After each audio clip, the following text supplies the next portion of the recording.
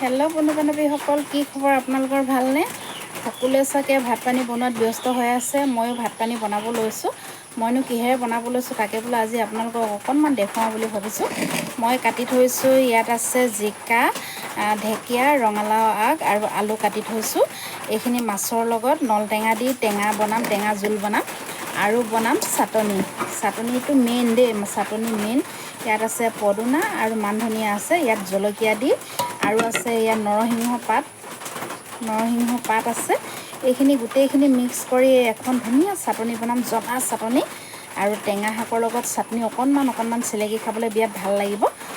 সেইকাৰণে তেনেকৈ বনাম আৰু লগত মাছ ফ্ৰাই থাকিব। তাকে বোলো মইনো কিহে বনাব লৈছোঁ তাকে আপোনালোকক অকণমান দেখুৱাইছোঁ। এতিয়া মই কেৰাহীখন পাতি দিছোঁ। এতিয়া মই এই শাকখিনি অকণমান কেৰাহীত অকণমান তেল নিদিয়াকৈ অকণমান লৰাই অকণমান পানীটো উলিয়াই ল'ম।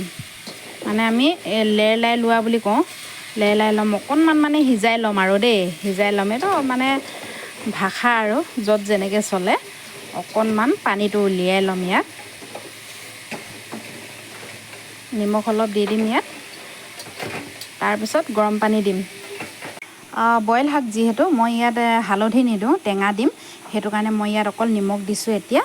এতিয়া নিমখ দি মই অকণমান সময় এইখিনি গাপ দি সিজাই থৈ দিম। গাপ দি সিজাম, ইয়াক অকণমান সময় সিজিবলৈ দিম। তাৰপিছত ইয়াত মই গৰম পানী দিম। এতিয়া মই চব্জিখিনি চাই লওঁ কি হৈছে। এইয়া চাওক কি ধুনীয়াকৈ নিজে পানী এৰি দিছে, দেখিলেনে? মই একো পানী চানী ব্যৱহাৰ কৰা নাছিলোঁ। ধুনীয়াকৈ চব্জিখিনিয়ে জিকা, ৰঙালাও, ঢেকীয়া সেইখিনিৰ পৰা ধুনীয়াকৈ পানী ওলাইছে। আচলতে মানুহে তেল খোৱাতকৈ বইল বেছি খাব লাগে। কিছুমানে ভাবিব পাৰে কিনো বনাইছে এনেকৈ বুলি, কিন্তু বইলটো আপোনালোকৰ স্বাস্থ্যৰ কাৰণে বিৰাটেই ভাল। তেল মছলা বেছি খাব নালাগে। যিমান পাৰে বইল খাবলৈ চেষ্টা কৰিব। নিজৰ স্কিনো ভালে থাকিব, শৰীৰটো ভালে থাকিব, হয় নাই বাৰু? মই প্ৰায় বইলে বনাওঁ দেই। মই দালিও প্ৰায় মই তেলটো নামাৰোৱেই, বইল বেছি খাওঁ আমি ঘৰত। এতিয়া ইয়াত গৰম পানী দি দিছোঁ। গৰম পানী দি দিয়াৰ পিছত ইয়াত কিন্তু মাছখিনি মই কেঁচাকৈ দিম দেই। ইয়াত মাছ কেঁচাকৈ দিম। এতিয়া এইখিনি পানী হৈ গ'ল। এতিয়া মই অকণমান সময় উতলিবলৈ দিম। এটা উতল অহাৰ পিছতে মই ইয়াত মাছ দি দিম। মাছ দিয়াৰ পিছত অকণমান দেৰি পিছত মই টেঙা দিম আৰু নমাম। এতিয়া মই চব্জিখিনি চাই লওঁ কি হৈছে। বাবৰে, উতল আহিলে। এতিয়া মই মাছ দিম। এইখিনি মাছ মই কেঁচাকৈ দিম। আমি 4-5টা মানুহ, 5 পিচ মাছ দিম।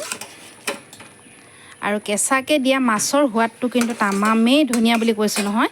যিসকলে কেঁচাকৈ মাছ দি খায় তেওঁলোকে নিশ্চয় জানে তাৰ সোৱাদ কেনেকুৱা। আৰু এতিয়া ধুনীয়াকৈ মই গোটেইখিনি চব্জি একদম ধুনীয়াকৈ উতল আহিবলৈ দিম আৰু 5 মিনিটমানৰ পিছত, উতল অহাৰ পিছত মই ইয়াত টেঙা দি দিম। টেঙা দিয়াৰ পিছত আপোনালোকে কালাৰটো চাব, কি ধুনীয়া কালাৰ হ'ব নহয়। আপোনালোকে দেখিয়ে খাওঁ লাগি যাব, লোভৰ পানী পৰি যাব আৰু দেই। কি ধুনীয়াকৈ শাকখিনি উতলি আছে, দেখিছেনে বাৰু? এতিয়া মই ইয়াত টেঙাখিনি দি দিম। কাৰণ কিয় গম পাইছেনে, দেৰিকৈ টেঙাখিনি দিছোঁ, নহ'লে আলুখিনি ভালকৈ সিজিবলৈ মন নকৰিব। সেইটো কাৰণে মই আলুখিনি ধুনীয়াকৈ সিজাই লৈছোঁ। এতিয়া মই এই নলটেঙাখিনি দি দিম। এতিয়া নলটেঙা দিয়াৰ পিছত আৰু বেছি সময় ৰাখিব নালাগে আৰু। নলটেঙাখিনি যেতিয়া ধুনীয়াকৈ কালাৰ উঠিব তেতিয়া আৰু নমাই দিম। এতিয়া মোৰ ফাইনেল লুকটো আপোনালোকে চাব দেই। চব্জিখিনি টেঙা শাকৰ জোলৰ ফাইনেল লুকটো চাব আপোনালোকে। কি ধুনীয়া হৈছে কালাৰ, একদম দেখিছে নাই কালাৰটো কেনেকুৱা বগা হৈছে। খাওঁ লাগিছে নাই বাৰু আপোনালোকৰ?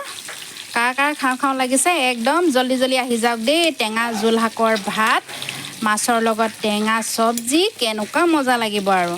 আপুনি যদি আগতে ভাত অলপ তাককৈ এহেতা খাইছিলে, এতিয়া এইখিনি জোল পালে আপোনাৰ কিন্তু পেটলৈ 2হেতামান ভাত যাব কিন্তু দেই।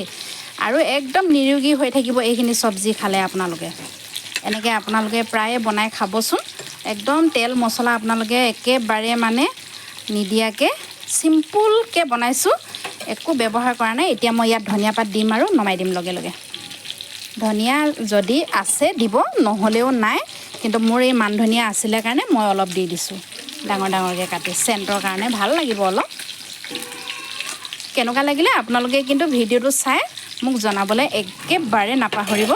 যদি মোৰ ভিডিঅ'বিলাক চাই আপোনালোকৰ ভাল লাগে তেতিয়াহ'লে লাইক কমেণ্ট শ্বেয়াৰ এটা কৰিবলৈ একেবাৰে নাপাহৰিব। অন্য এটা ভিডিঅ'ত আকৌ লগ পাই আছোঁ। Bye bye.